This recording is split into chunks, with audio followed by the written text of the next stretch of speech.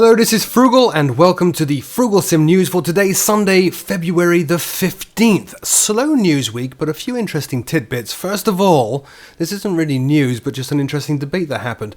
Mathis Koch, I think that's how you pronounce your name, Mathis. I apologize if it's not. He is the boss and all-round head honcho at Aerosoft. Well, he put up a post on Aerosoft's forums disputing the claim that many have that FSX Steam Edition is better. Apparently, he had to rebuild 3 PCs, and so he put FSX Acceleration and FSX Steam onto every machine there and then measured them. He only did one tweak to both versions of FSX on each machine. That was the high mem fix tweak, and he measured the performance, and what he says in his forum post is quite interesting. He says that after a week of work he saw little to no difference in terms of the frame rates, and realistically, looking at his numbers, little to no difference in terms of VAS or virtual addressing space memory use between the two of them, which is very interesting since a lot of people are claiming that FSX Steam Edition does away with out-of-memory errors. He also noted that the startup time of the Steam Edition versus default was way worse, 40 seconds to start the Steam Edition versus 11 on the old one. This is with very few add-ons installed as well, by the way. The reason for that, of course, is that starting FSX Steam Edition requires you to also start Steam. Now, the reason I bring this up is talking with my editor at PC Pilot magazine. PC Pilot are about to release their next issue, and their next issue has a similar article, but it's completely counter to what Mathis is saying in the Aerosoft forums. Their article, as far as I understand, I haven't read it, says that they're getting a dramatic improvement in performance with FSX Steam Edition, which is what many commentators here on the YouTubes have been saying as well. My personal view on this, I've been using Steam Edition quite a bit over the past few weeks, testing the 777 for PMDG, and yes, now we are testing the 737. So I am getting quite comfortable with it. It's still not my ideal sim because I still don't have all of my add-ons in it, most notably Active Sky Next, but I am finding that it's smoother. It feels a little bit smoother than FSX Classic. I can't really put my finger on it. I'm not really seeing any numbers that stand out, like I didn't double or triple my frame rates, but it just feels a little bit smoother. So go and have a look at the forum post that Mathis made on the Aerosoft forums at the link in the show notes below, and then be sure, of course, to pick up PC Pilot magazine when it comes out, either digitally or on paper, and see what PC Pilot have to say. I should point out as well, my views are not necessarily the same views as PC Pilot, and in this case, absolutely are not. Next up, Jane Whitaker, a colleague of mine at the magazine, her Dangerous Approaches DLC is out now for FSX Steam Edition. Now, I've covered this before. I covered this in the pre-release announcement. It has 20 missions, each from 20 minutes in length to 3 hours in length, over 30 minutes of flight time in total, and a full set of voiceovers from Angel Heaven Lee. There is an option as well to swap in your own aircraft to replace the default aircraft on each of these flights. Now, the interesting thing here, and a few people have mentioned this in a snarky way on Facebook, is this isn't really something that would appeal to most of us. Chances are, if you're a long-time viewer on this channel, you know how to set up your own flight and your own flight plan on FSX.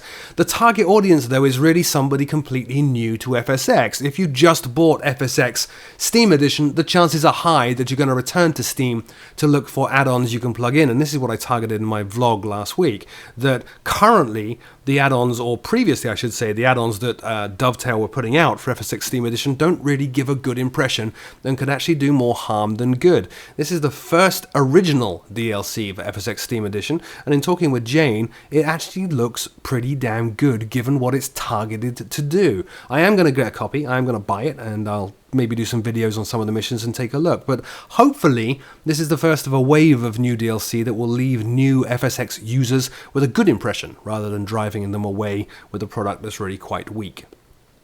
Only one bit of XPlane news, I'm afraid, this week. XPlane developers, be sure if you have something coming out to drop me an email or contact me on YouTube. But the news I got this week was via that very method of communication. Pilot Plus reached out to me. You can see them at xairports.net in the link at the show notes below. They have released Southampton, England scenery for XPlane. Has a full set of custom buildings and vehicles, as well as ground imagery as higher resolution as down to 12 centimeters in terms of detail. Custom night lighting effects, static aircraft are available as a download as well. And very interestingly, it includes a ground marshaller for parking, just like the ground marshaller that we get when we try to park with GSX on Prepared or FSX. More information at the link in the show notes below. Looking pretty good. Now, as I indicated, I think a week or two ago, Prepared 2.5 did actually get released this week. It is, interestingly, a full update, a full install, not an update. You will need to completely reinstall the sim, reinstall all your aircraft and all your scenery into version 2.5 if you download it. I trawled through all the notes, the patch notes, to see exactly what's in there that would be of particular interest to us as opposed to military users. First of all, they've added in the Iris F-22 with the working radar that we covered on this news show some time ago. It has improved night cameras and night vision, and Lockheed have fixed an issue with clouds positioning themselves vertically, which I'm not sure might be some of the stuff that's related to seeing clouds rotate as you change your view. An out-of-memory issue on vehicle selection screen was fixed. They also fixed an issue where engine and rotor wash effects were not rendering properly, and also fixed some visual artifacts with shadows.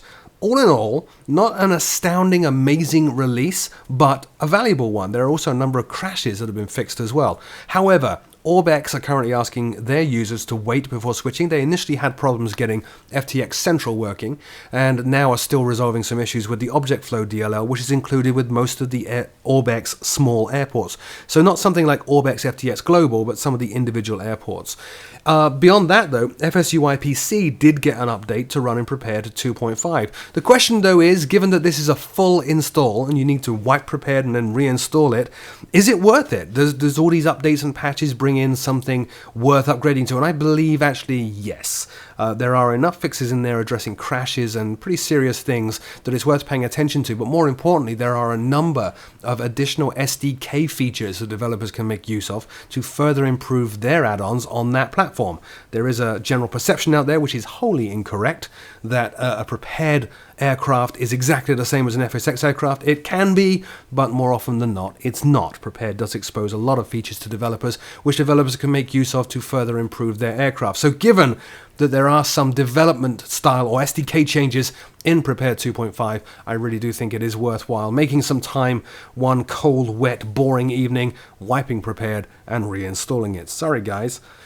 Next up on the news, Flytampa's Toronto is now available. This has been highly anticipated. It's new scenery from Flytampa, who do amazing work covering Toronto Pearson International, or Charlie Yankee Yankee Zulu. It has full terminal interior models with custom glass reflections, which is crazy, animated 3D ramp workers, a new night lighting technique was used. They have animated apron vehicles and static objects, as well as seasonal ground changes between summer, fall, and winter. Nearby surroundings and custom buildings are included, as well as 3D terrain, including tunnels and bridges. In addition to all of that, there is the option to download either a low resolution or high resolution, so low def or high def texture pack if you're having trouble with out of memory errors. Flytampa's Toronto is available for $30 for FSX and Prepared. Link in the show notes below. And finally, a coming soon product from Orbex. With Flytampa just announcing Toronto, Orbex have just announced Parry Sound. It's a small airport on the Georgian Bay near Toronto and incredibly scenic. It's a great base for sightseeing, and it also has built into this scenery, I think, a base for float planes, an air ambulance station, a police base, search and rescue station. It's pretty incredible. You can see from the screenshots below. It's the usual Orbex stuff as well. Orbex people flow is in there, highly realistic imagery, static aircraft which make the airports look busy even without AI traffic, and an incredible difference between the seasonal textures, as hopefully you've seen by now on the images scrolling by. It's actually a beautiful area to fly in. However, Orbex are recommending that if you get this product when it finally comes out, you will also probably benefit from getting Orbex Global Vector, because both FSX and Prepared are lacking in vector information for the Toronto area. Coming soon, no idea of release date, but of course more information at the link in the show notes below. So that's it for me and for this episode of Frooglesim News. As always, my name is Frugal. Thank you so very much for watching, and I will see you all next time.